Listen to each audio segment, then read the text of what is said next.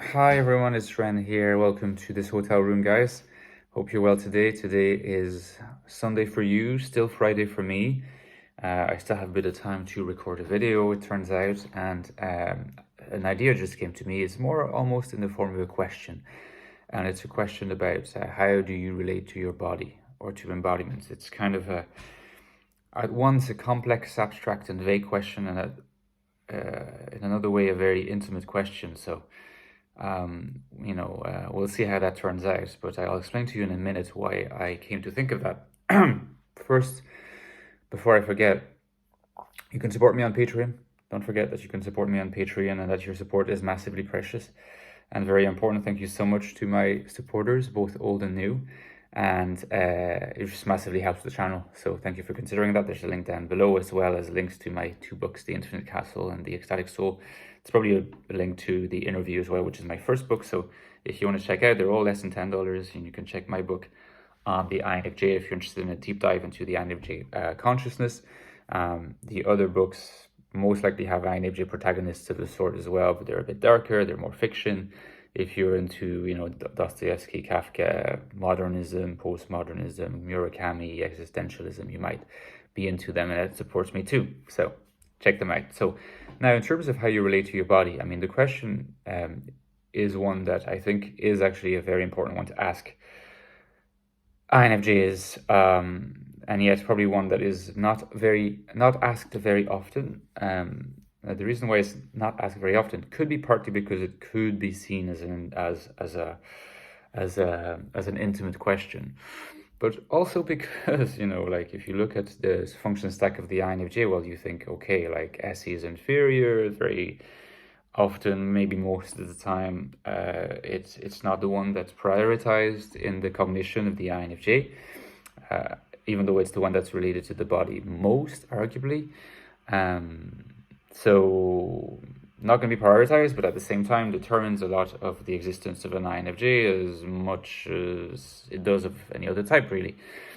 And for those who've read The Ecstatic Soul, I do talk about this embodiment and why the INFJ exists in a state of alienation, not just from the external world, but from their own body. Because, as our friend Arthur Schopenhauer explained back in the day, in some sense, human consciousness is unique and really interesting because we're able to consider, when I raise my hand, I can observe both the exercise of my mind. And it's kind of my mind is involved in the raising of my hand in some way, never mind what the physicalists want us to believe. But you can also see your body. So your mind and your body are unified in your experience of yourself.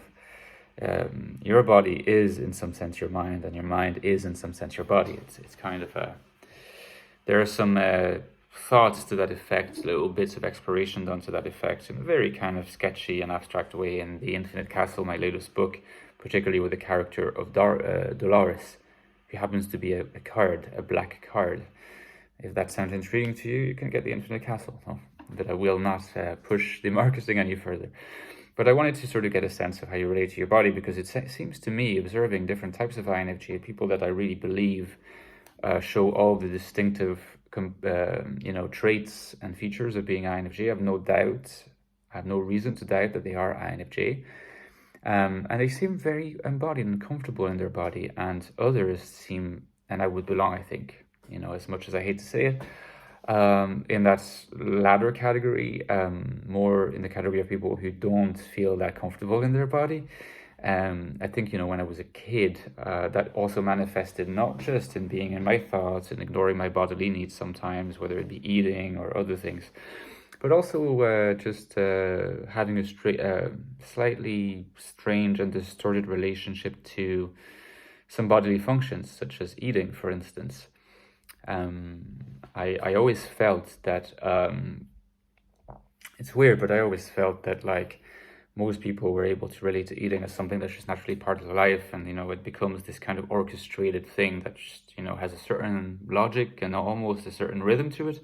Whereas for me, every time it's a new experience that I don't know what I'm doing, I have to learn anew. It still happens to an extent, and also I think that happens in relation to, in relation to a lot of things, even something as dumb as a signature. When you have to sign a document.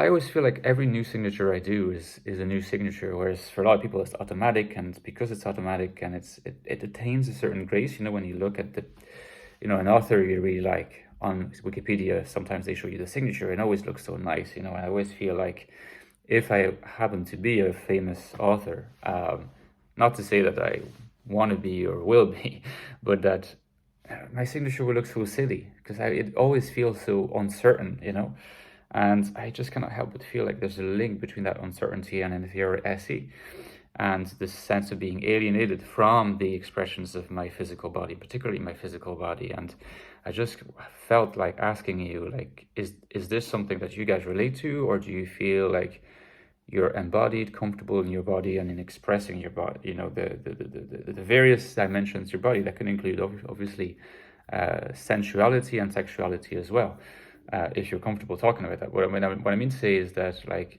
there seems to be INFJs for whom being embodied is a challenge, clearly speaking, and is not something that's natural to them. And there seems to be INFJ for whom that side of them is natural and they are more holistically or integrated in some way. And I was kind of wondering, is that related to the particular kind of INFJ that you are, or is it more related to the culture you're born into? Maybe there are points of convergence between, like, being INFJ, being in a particular culture, and whether the culture you're in facilitates the full expression of your INFJ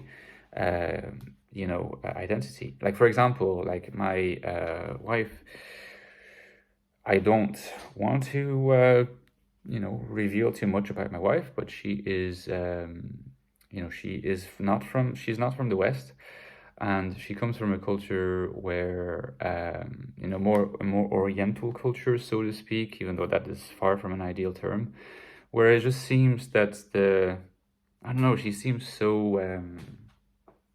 she seems so comprehensively complete as an INFJ, where all the different dimensions are well integrated. And I cannot help that not being born in this very atomized, atomistic and individualist culture full of neuroses that is what the West has become, has facilitated that. And I'm interested in these interconnections and potential causal connections. So if you would like to share any thoughts on that topic, INFJ and embodiment, I would love to read your responses so that it can inform my further reflections on the topic, and I can make more videos on this on the future. And if I write another book on the INFJ at some stage, I would love to write a bit more on the INFJ and the body, less from a theoretical perspective, but maybe more informed by the practical perspective of lived experience for INFJs and by INFJs. So yeah, let me know your thoughts on that front, guys, and I will see you next weekend. For sure, because I'll be back home then, back from Paris, and I'll have more time. In fact, I'll be working from home, so I will see you then. But in the meantime, take care, enjoy the rest of your Sunday. Don't forget my Patreon page. I'll see you then. Bye-bye.